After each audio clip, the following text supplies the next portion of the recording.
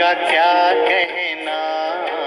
शांति 23 मार्च 24 मधुर महावाक्य मिठा बाबा कहे मिठे बच्चे जेपरी बाबा एवं दादा उभय निरंकारी अटंती निष्काम सेवा करुछंती निज पाई कौनसी लोभ नहीं सेहीपरि तुमे माने पितांक समान हुओ। प्रश्न गरीबर बंधु बाबा गरीब पिलामानंकर भाग्य को केउं आधार रे उच्च करुछंती। उत्तर बाबा कहउचंती पिलामाने घर गृहस्थरे रही सबुकिछि संभाली सदा सर्वदा बुद्धिरे रहो जे सबुकिछि बाबांकर अटे। निमित्त होई रुह तेबे भाग्य उच्च होई जीव एथिरे बहुत सचटपणिया आवश्यक पूरा निश्चय रहू जेपरि यज्ञर ही तुमर पालना हेउछि। घरे रहिथिले मध्य भाव जे मु ट्रस्टी होई शिव बाबांक भंडाररू खाउछि। एथिरे बाबांकु सबु कथा सत कहबाकू पड़िबो। ओम शांति। भक्ति मार्गर सत्संग ठारू एही ज्ञान मार्गर सत्संग बहुत विचित्र। तुम मानकर भक्तिर अनुभव रही तुमने जानिछ अगणित साधुसंत भक्ति मार्गर शास्त्र आदि शुणाई थांती। एठारे तो ताहा बिल्कुल अलगा कथा। एठारे तुमे कहा सम्मुखरे बसिछ डबल बाबा एवं माँ सेठारे एपरि किछि नाही। तुमे माने जानिछ एठारे बेदर बाबा मम्मा छोटो मम्मा मध्य अछंती। एते सबु संबंध होई जाउछि। सेठारे तो एपरि संबंध नाही ना एठारे कौनसी अनुगामी ही अछंती। ताहा तो हेउछि निवृत्ति मार्ग। तांकर धर्म अलगा तुम मानकर धर्म अलगा। राति दिनर फरक रहिछि। तुमे जानुछ लौकिक बाबा ठारू गोटिए जन्म पाई क्षणभंगुर सुख मिलुछि। पुणी नुआ बापा नुआ कथा। एठारे तो लौकिक पारलौकिक पुणी अलौकिक मध्य अछंती। लौकिक एवं पारलौकिक ठारू संपत्ति मध्य मिलुछि किंतु अलौकिक पिता बहुत विचित्र अटंती। तांका ठारू कौनसी संपत्ति मिलु नाही। ଏହା द्वारा शिव बाबा वर्षा देउछंती। तेणु तुमे माने सेही पारलौकिक बाबांको बहुत मने पकाउछ। लौकिक बाबांको मध्ये मने पकाउछ। केवल अलौकिक ब्रह्मा बाबांको केही मने पकाउ नाहंती। तुमने जानिछ ये होउछंती प्रजापिता। ये काहार जनकर पिता नुहंती। प्रजापिता होउछंती ग्रेट ग्रेट ग्रांडफादर। शिव बाबांको ग्रेट ग्रेट ग्रांडफादर कुहाजिब नाही। लौकिक संबंधरे लौकिक पिता एवं ग्रांडफादर थांती। ये हेउछंती ग्रेट ग्रेट ग्रांडफादर। एभली ना लौकिक ना पारलौकिक कुहाजिब। एही ग्रेट ग्रेट ग्रांडफादर ठारू कौनसी संपत्ति मिलिब नाही। एही सबु कथा बाबा बसी बुझाउछंती। भक्ति मार्गर कथा तो अलगा। ड्रामा रे जहा अभिनय रही ताही चलिब। बाबा बुझाउछंती तुमे माने किपरि 84 जन्म नेछ 84 लक्ष नुहे। वर्तमान बाबा आसी सारा दुनिया एवं आमको सठिक मार्गरे परिचालित करुछंती। एही समय केही धर्मात्मा नाहंती। पुण्य आत्माकर दुनिया ही भिन्न। जेउठारे पाप आत्मा माने रही थांती सेठारे पुण्य आत्मा माने रही परिबे नाही। एठारे पाप आत्मा मानको ही दान पुण्य करुछंती। पुण्य आत्मा मानकर दुनिया रे दान पुण्य करिवार आवश्यकता नाही। आमे संगम जुगरे 21 जन्म पाई संपत्ति नेउछु। एही ज्ञान सेठारे रहिब नाही। तुमको बेदेह बाबांग ठारू ही एही ज्ञान मिलुछि जहा ठारू 21 जन्म पाई सर्वदा सुख स्वास्थ्य संपत्ति सबु किछि मिलुछि। सेठारे तुमे दीर्घायु हेबो जहा नाम ही अमरपुरी अटे। कांदी शंकर पार्वती को अमर कथा शुणाइथिले। सूक्ष्म लोकरे एपरि किछि कथा नाही। तेबे अमर लोक अमर कथा कौन जनको ही शुणा जाई थाए कि? यह भक्ति मार्गर कथा जेउठारे वर्तमान पर्यंत अटकी रहिछंती। सबुठारु बड़ भूल हेउछि ईश्वर को सर्वव्यापी कहवा। यह द्वारा ईश्वरंकर नाम को बदनाम करुछंती। बेहेदर बाबा ईश्वर जी कि तुम मानंको विश्वर मालिक करुछंती तांको निमते कहि देइछंती सर्वव्यापी। गोड़ी पत्थर भितर कोण अनुकोण रे सबुठारे अछंती। निज ठारु मध्य अधिक निंदा करिछंती। मु तुमर ବହୁତ ନିଷ୍କାମ ସେବା କରୁଛି। ମୋର କୌଣସି ଲୋଭ ନାହିଁ କି ମୁଁ ପ୍ରଥମ ନମ୍ବରରେ ହେବି। ନା, ମୁଁ ମୋ ସଦୃଶ୍ୟ ଅନ୍ୟମାନଙ୍କୁ କରୁଛି। ଏହାଙ୍କୁ କୁହାଯାଏ ନିଷ୍କାମ ସେବା। ତୁମ ପିଲାମାନଙ୍କୁ ନମସ୍କାର କରୁଛି। ବାବା କେତେ ନିରହଙ୍କାରୀ। ନିରହଙ୍କାରୀ ଅଟନ୍ତି, ନିରାକାରୀ ଅଟନ୍ତି, କୌଣସି ଅହଙ୍କାର ନାହିଁ। ସେଇ କପଡ଼ା ସବୁ ରହିଛି, କିଛି ବି ପରିବର୍ତ୍ତନ ହୋଇନାହିଁ। ସନ୍ନ୍ୟାସୀମାନେ ତ ଡ୍ରେସ୍ ବଦଳି କରିଥାନ୍ତି। ଏହାଙ୍କ ଡ୍ରେସ୍ ତ ସେହିଭଳି ସାଧାରଣ ରହିଛି। ଅଫିସରମାନେ ମଧ୍ୟ ଡ୍ରେସ୍ ବଦଳାଇଥାନ୍ତି। ଏହାଙ୍କର ତ ସେହି ସାଧାରଣ ଚଳଣି ରହିଛି। କିଛି ଫରକ ନାହିଁ। ବାବା କହୁଛନ୍ତି ମୁଁ ଶରୀର ସାଧାରଣ ଶରୀରର ଆଧାର ନେଇଥାଏ। ତାହା ମଧ୍ୟ କାହାର? ଯିଏ ନିଜର ଜନ୍ମକୁ ଜାଣିନାହାନ୍ତି ଯେ ମୁଁ କେତେ ଜନ୍ମ ନେଉଛି, ସେମାନେ ତ 84 ଲକ୍ଷ ଜନ୍ମ କହିଦେଇଛନ୍ତି। ଶୁଣାଶୁଣି କଥା, ଏଥିରେ କୌଣସି ଫାଇଦା ନାହିଁ। ଡରାଉଛନ୍ତି ଏପରି କାମ କଲେ ଗଧ, କୁକୁର ଆଦି ହେବ। ଗାଈର ଲାଞ୍ଜ ଧରି ପାର ହୋଇଯିବ। ଗାଈ କେଉଁଠୁ ଆସିଲା? ସ୍ୱର୍ଗରୁ ତ ଗାଈ ତ ଭିନ୍ନ ହେବେ ନା। ସେଠାରେ ଗାଈ ମଧ୍ୟ ବହୁତ ଫାଷ୍ଟ କ୍ଲାସ୍ ହୋଇଥାନ୍ତି। ଯେପରି ତୁମେମାନେ 100% ସମ୍ପୂର୍ଣ୍ଣ ହେବ, ସେହିପରି ଗାଈ ମଧ୍ୟ ଫାଷ୍ଟ କ୍ଲାସ୍ ହେବେ। କୃଷ୍ଣ କୌଣସି ଗାଈ ଚରାଉନଥିଲେ। ତାଙ୍କୁ ଏହା କରିବାର କ'ଣ ଆବଶ୍ୟକତା ଅଛି? ଏହା ହେଉଛି ସେଠିକାର ସୁନ୍ଦରତାର ନିଦର୍ଶନ।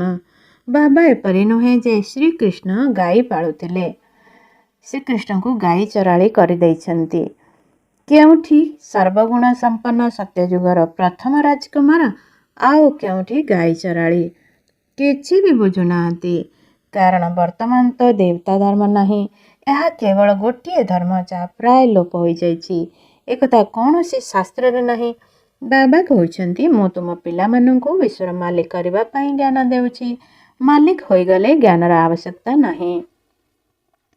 ଜ୍ଞାନ ସର୍ବଦା ଅଜ୍ଞାନୀମାନଙ୍କୁ ହିଁ ଦିଆଯାଇଥାଏ। ଜ୍ଞାନ ରହିଛି, ଜ୍ଞାନ ସୂର୍ଯ୍ୟ ପ୍ରଗଟ, ଅଜ୍ଞାନ ଅନ୍ଧେରେ ବିନାଶ। ଏବେ ପିଲାମାନେ ଜାଣୁଛନ୍ତି ସାରି ଦୁନିଆ ଅନ୍ଧକାରରେ ରହିଛି। ବହୁତ ସତ୍ସଙ୍ଗ ରହିଛି। ଏହା କୌଣସି ଭକ୍ତି ମାର୍ଗର ନୁହେଁ। ଏହା ହେଉଛି ସଦ୍ଗତି ମାର୍ଗ। ଏକମାତ୍ର ବାବା ହିଁ ସଦ୍ଗତି କରୁଛନ୍ତି। ତୁମେମାନେ ଭକ୍ତି ମାର୍ଗରେ ଡାକିଛ ଯେ ତୁମେ ଆସିଲେ ଆମେ ତୁମର ହୋଇଯିବୁ।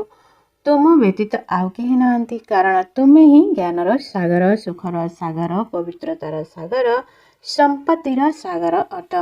ବାବା ସମ୍ପତ୍ତି ମଧ୍ୟ ଦେଉଛନ୍ତି, କେତେ ମାଲାମାଲ କରିଦେଉଛନ୍ତି।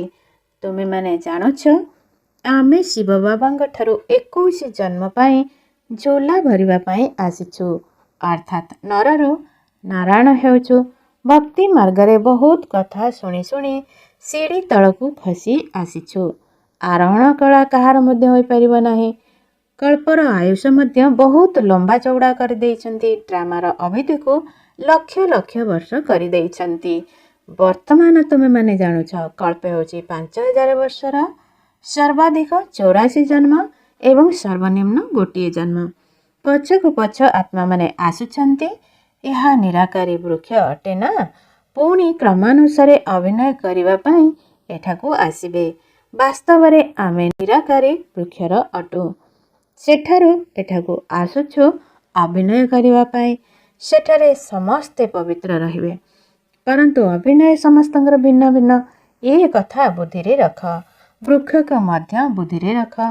ସତ୍ୟ ଯୁଗରୁ କଳିଯୁଗ ଶେଷ ପର୍ଯ୍ୟନ୍ତର କଥା ବାବା ହିଁ କହୁଛନ୍ତି। ଏହା କୌଣସି ମନୁଷ୍ୟ କହୁନାହାନ୍ତି କିମ୍ବା ଏହି ଦାଦା ବ୍ରହ୍ମ ବାବା କହୁନାହାନ୍ତି। ଜଣେ ହିଁ ସଦ୍ଗୁରୁ, ଯିଏକି ସମସ୍ତଙ୍କର ସଦ୍ଗତି କରୁଛନ୍ତି। ବାକି ତ ସମସ୍ତେ ଭକ୍ତି ମାର୍ଗର ଗୁରୁ ଅଟନ୍ତି। ବହୁତ କର୍ମକାଣ୍ଡ କରୁଛନ୍ତି। ଭକ୍ତି ମାର୍ଗର ଆଡ଼ମ୍ବର ବହୁତ ରହିଛି। ଏହା ମୃଗତୃଷ୍ଣା ସଦୃଶ୍ୟ।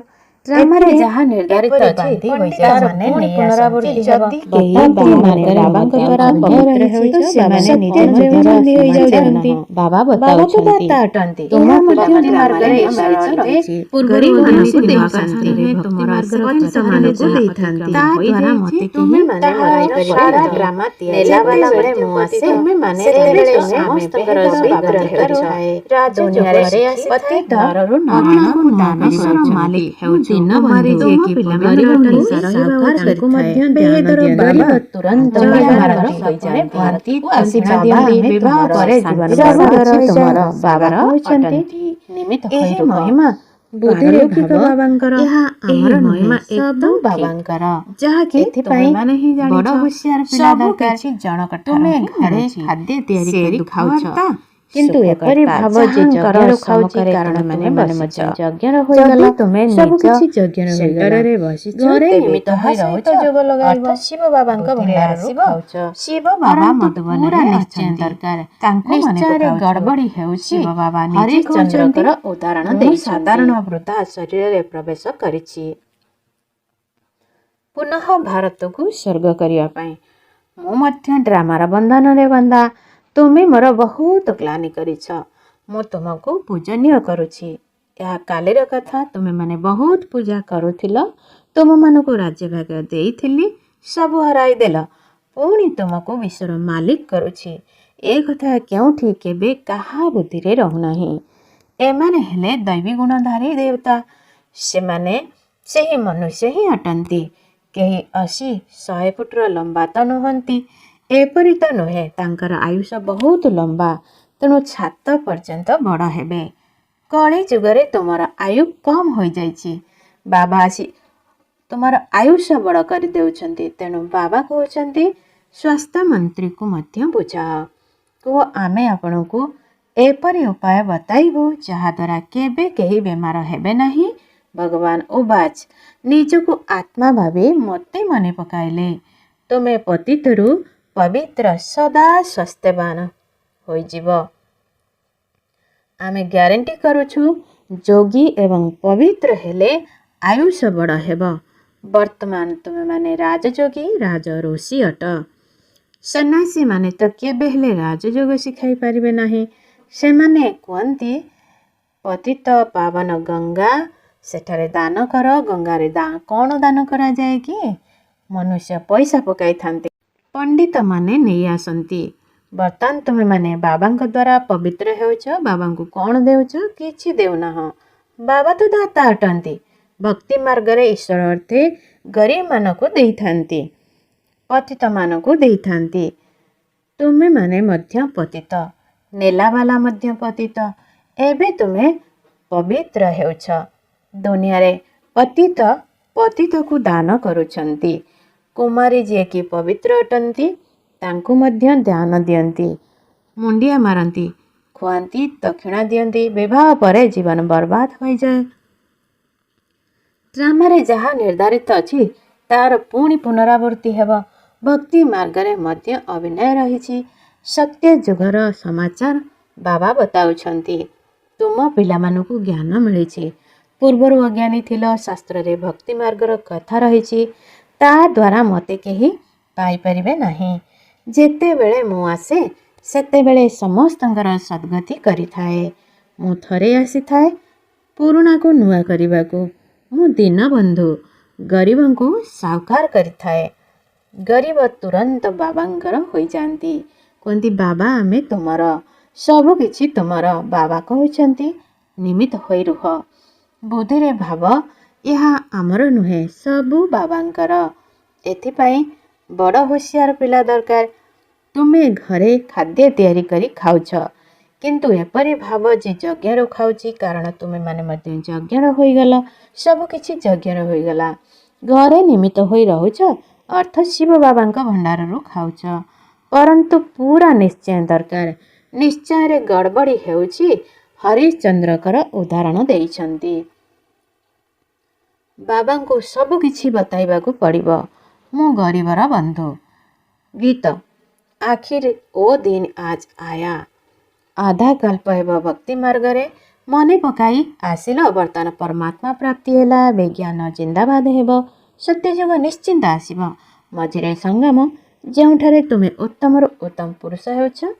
ତୁମେମାନେ ପବିତ୍ର ପ୍ରବୃତ୍ତି ମାର୍ଗରେ ଥିଲ, ପୁଣି 84 ଜନ୍ମ ପରେ ଅପବିତ୍ର ହେଉଛ। ପୁଣି ପବିତ୍ର ହେବାକୁ ପଡ଼ିବ।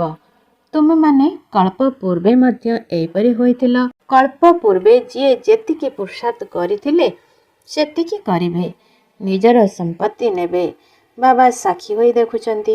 ବାବା କହୁଛନ୍ତି ତୁମେମାନେ ମେସେଞ୍ଜର ଅଟ, ଆଉ କେହି ମେସେଞ୍ଜର ପେଗାମ୍ବର ହେଉନାହାନ୍ତି।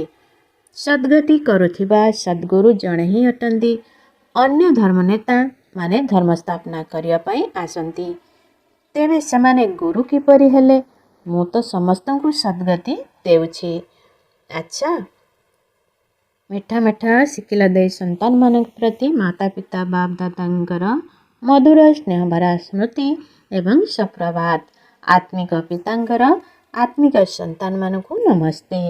ଆତ୍ମିକ ପିଲାଙ୍କର ଆତ୍ମିକ ମାତା ପିତାଙ୍କୁ ନମସ୍ତେ ନମସ୍ତେ ନମସ୍ତେ।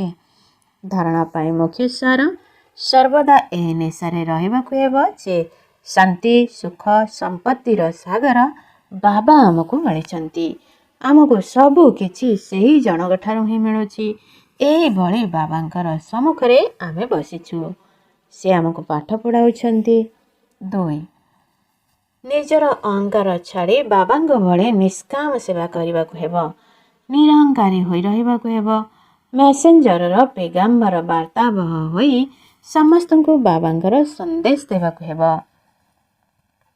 ବରଦାନ, ସବୁ ପ୍ରକାରର ପଦାର୍ଥ ଗୁଡ଼ିକର ଆସକ୍ତିରୁ ମୁକ୍ତ ଅନାସକ୍ତ ପ୍ରକୃତି ଜିତି ଭବ। ଯଦି କୌଣସି ବି ପଦାର୍ଥ କର୍ମେନ୍ଦ୍ରିୟମାନଙ୍କୁ ବିଚଳିତ କରୁଛି ଅର୍ଥାତ୍ ଆସକ୍ତିର ଭାବ ଉତ୍ପନ୍ନ ହେଉଛି, ତେବେ ମଧ୍ୟ ତୁମେ ଦେହଠାରୁ ଅଲଗା ହୋଇପାରିବ ନାହିଁ। ନିଜର ଇଚ୍ଛା ଶକ୍ତି ଗୁଡ଼ିକ ହିଁ ଆସକ୍ତିର ରୂପ ଅଟେ।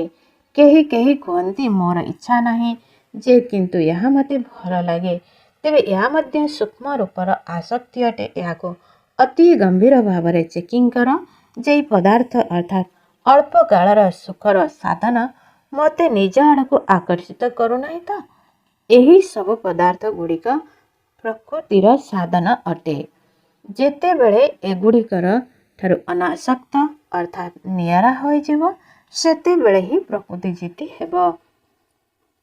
ସ୍ଲୋଗାନ, ମୋର ଝାମେଲାକୁ ଛାଡ଼ି ବେହେଦ ସ୍ଥିତିରେ ସ୍ଥିତ ରୁହ, ତେବେ କୁହାଯିବ ବିଶ୍ୱ କଲ୍ୟାଣକାରୀ। हमने प्यार हो पाया जो दुनिया पा नहीं सकती। आज मुरलीରୁ 3 समान। ମୁଁ ପ୍ରକୃତି ଯେତେ ଆତ୍ମା ଅଟେ, ମୁଁ ବିଶ୍ୱ କଲ୍ୟାଣକାରୀ ଅଟେ, ମୁଁ ଯୋଗୀ ଆତ୍ମା ଅଟେ।